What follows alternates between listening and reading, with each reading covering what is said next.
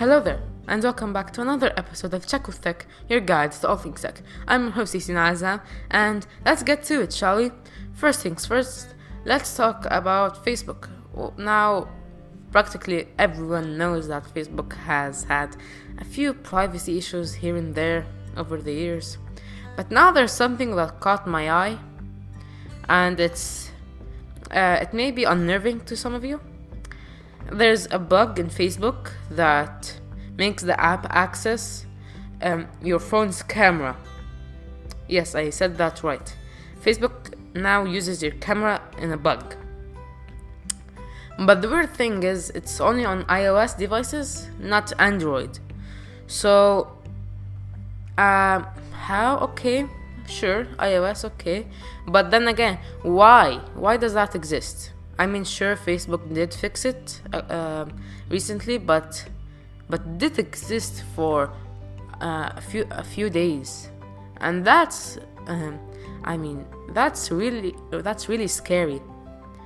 Because come on, you're looking at your friend's story today. I have no idea, and then suddenly you find that this same application is taking a video of who knows what.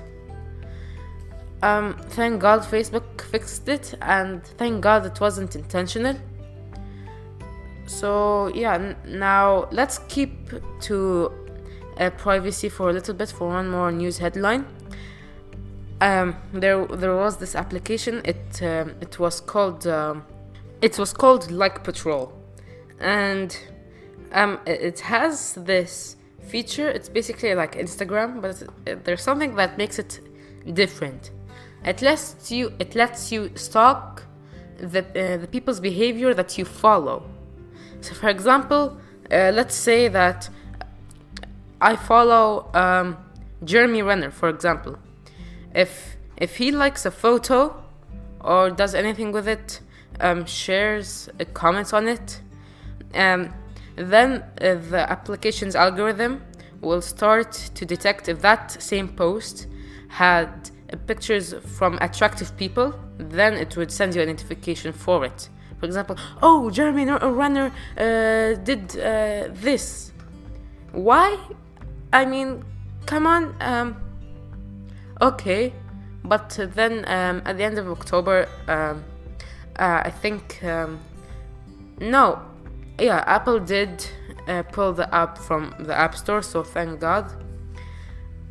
Okay, sure. I do understand that some people do stalk celebrities, but I think this is getting a little bit out of hand with, privacy and all that. I mean, now you really can't do anything by yourself. There always has to be someone or something that knows what you do.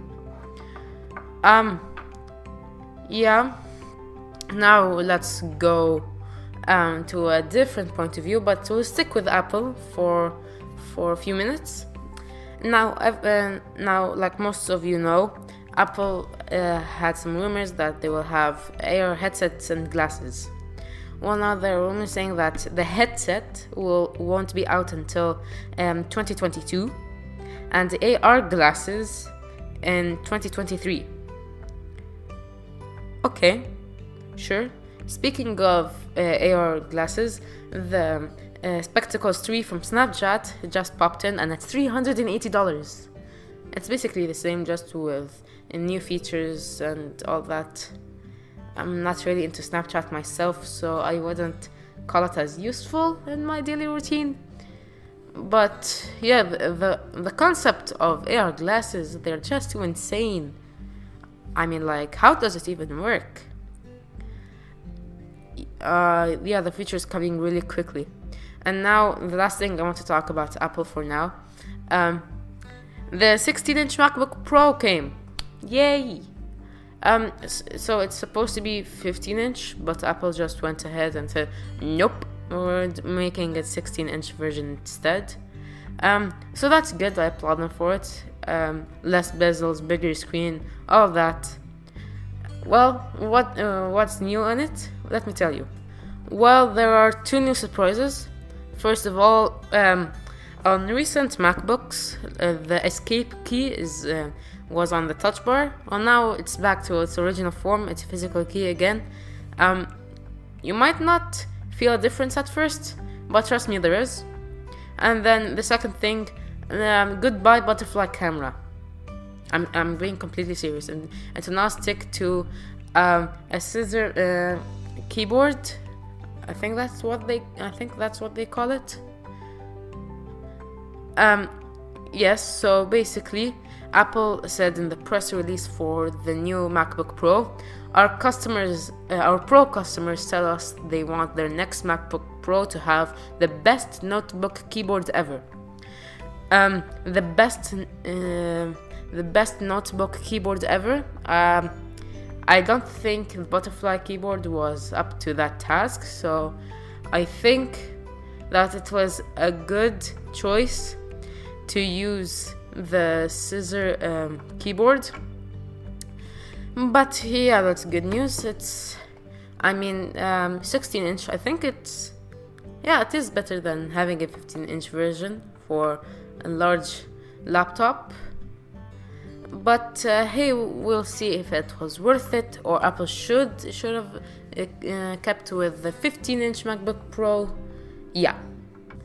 Okay, guys, remember when I told you about One UI 2 a couple of episodes back?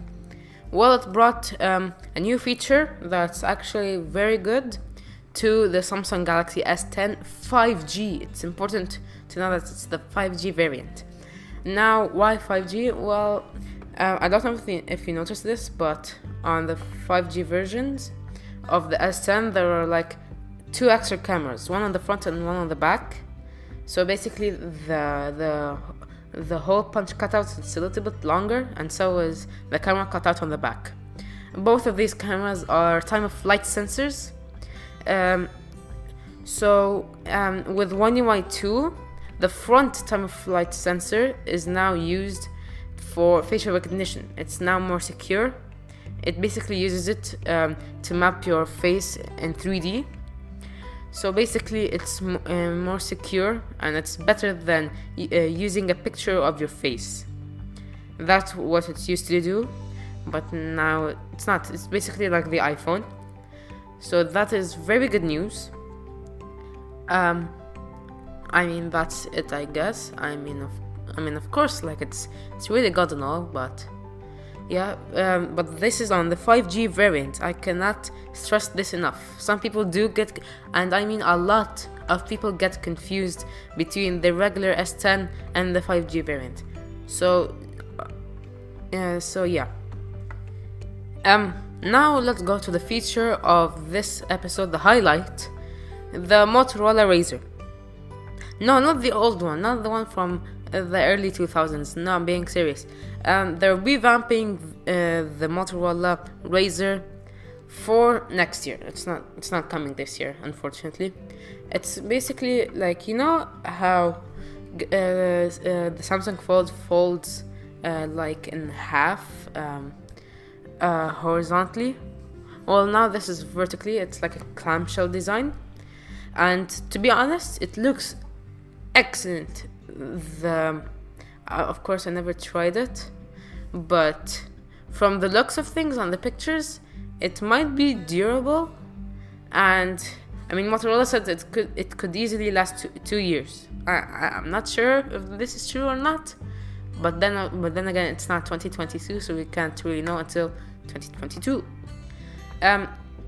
Yeah, but there are some setbacks to that phone. For example, it will have the Snapdragon 710. It's not the 855 like most flagships, but the 710, it's good. It can run most games. But here's the kicker. It starts at $14.99. So I'm not sure, but I think for that price you're supposed to get like at least Snapdragon, even the old models. But then again, it's just my preference.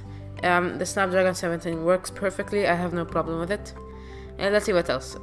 Basically, the inner display will be a 6.2-inch foldable OLED display and the outer one will be a 2.7-inch OLED display. I mean, what do you expect from it? Basically, you can read notifications on the small display. You can call. You can, what else? You can look at the time. Yeah. The battery is surprising. A significantly small 2510 milliamp hour battery. 2510. That's not even. That's so low, even compared to the Pixel 4. I'm not sure if you remember, but I talked about it. Even the smaller one had 2800. So with this one, even lower. I'm not sure about battery life and all that, but it does have Motorola's 15-watt turbo-powered charging brick, which then again isn't really that turbo, but the battery is small, so it can charge quicker. Yeah, it will only come in one color, noir black, and it has this really cool feature. It's supposed to be gimmick, but some reason it actually works. It's called retro Razr, where when you turn it on, it turns back to the old OS of the old phone. Basically, this phone is for nostalgic people. I'm just going to get it out of the way. This phone is not made for like current consumers. This phone is for people who used to buy Motorola phones in the past. The main selling point is nostalgia, but futuristic. And to be honest, I'm not sure about this, but if it is true, why though? So far, it's only available in the US, but that's not all. It will only be available to Verizon subscribers. Yes, I'm being completely serious. It will launch at January 9, and when it launches on the US, it will only be available to Verizon subscribers. Why? Well, it's probably a business deal between these two companies. But okay, sure, why not? But then again, why is it only exclusive to the US? I mean, there are still a lot of people who buy it like outside the UK, Europe, basically anywhere else. I really like this phone, but it was that Snapdragon 710 and the small battery that it makes me not buy it. So I'm just slightly disappointed about this phone, but then again, I mean, what do you expect from a new foldable phone like this? Yeah, I mean, I will write an article about it with more information if you want to know. So yeah, and now this wraps up our episode for this week. I hope you enjoyed. Be sure to leave a review on Apple Podcasts and check out my other episodes. And here's a preview on the last Friday of December. I will make kind of like a competition to see which phones are the best in a specific class. It's basically like the Oscars, but it's for phones.